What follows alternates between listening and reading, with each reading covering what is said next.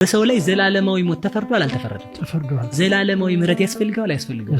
ዘላለማዊ ፍርድ የፈረደ እግዚአብሔር ነው አይደል? ዘላለማዊ ምህረት ማድረግ የሚችለውስ ማን ነው? እግዚአብሔር። ምህረት የሚደረግለት ሰው። በቃ እሱ ሶስት ነገር አለ ማለት ነው። ስለዚህ እናያዛቸው እነዚህ ነው። በበላ ቀን ትሞታለህ የተባለ ማን ነው? የሰው ልጅ። ካሳ ማቅረብ ያለበት ማን ነው? የሰው ልጅ፣ ሰው። ስለዚህ ሰው ደግሞ ካሳ ማቅረብ ይችላል አይችልም? ካልቻለ፣ ስለዚህ ሰው ካልቻለ ካሳው መቅረብ ያለበት በማን ወገን? በሰው ወገን። በሰው ወገን ማን ያቅርብ? መላክ አይችልም። ሰው ደግሞ ራሱ እግዚአብሔር ነው። በዚያም ላይ ቅድስና የለውም። ትሞታለህ የተባለ ሰው ስለሆነ መስዋዕት ማቅረብ ያለበት ሞትን ማሸነፍ የሚችል ነው ይላል። ትሞታለህ የተባለ ሰው ነው። ትሞታለህ በተባለበት መሞት አለበት። ሞቶ ግን ህይወት መስጠት። ስለዚህ እንደ ሰውነቱ ቤዛነት የሚባለው እንደ ሰውነቱ ምን ሆነ? መስዋዕት ሆነ።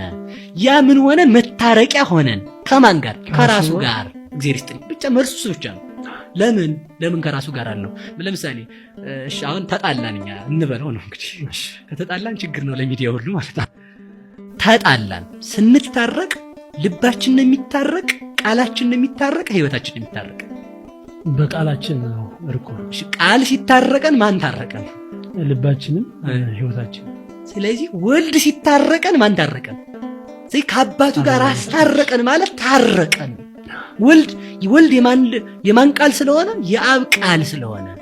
ወልድ ማን ስለሆነ? እግዚአብሔር ስለሆነ። ወልድ ሲታረቀን አብ ታረቀን። ለዚህ ነው ወልድ ነፃ ካወጣችሁ ነፃ ወጣችኋል አለ። ወልድ ማን ስለሆነ ነው? እግዚአብሔር ስለሆነ።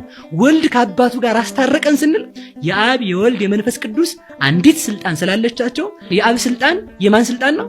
የወልድ። የአብ ስልጣን የወልድ ስልጣን ከሆነ ወልድ ነፃ ሲያወጣን ማን ነፃ ወጣን? አብ። ወልድ ነፃ ሲያወጣን ማን ነፃ ወጣን? መንፈስ ቅዱስ። ስለዚህ ምንድነው አስታረቀን የሚለው? ራሱን መስዋዕት አድርጎ እንደውም እኮ ይላል ዘአረገ ለአቡሁ ርእሶ ዕጣነ ወመስዋዕተ ስሙረ። በቃ ክርስቶስ ካህን ነው ስንል ይሄን ነው የምናውቀው። በአማርኛ ሲተረጎም ለምሳሌ ይሄ ቃሉ ማለት ነው። ቃሉ ሊተረጉመው ነው። ቀሲስ ማን ችሎት አሉ እንበል። ካህን ናቸው።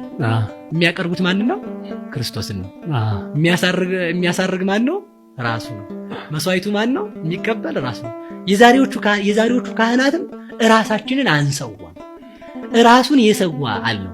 እንደዛ ይረገላቡ ርዕሶ ዕጣነ ወመስዋዕተ ስሙረ።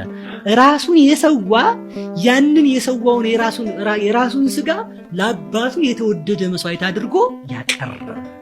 ከዛ በኋላ የተወደደ መስዋዕት አድርጎ ካቀረበ በኋላ ደግሞ ምን አለ? ድነት የሰጠ ደግሞ ራሱ ነው። ለምን? እሱ ሲያድነን አብ ወልድ መንፈስ ቅዱስ አዳን እንላለን።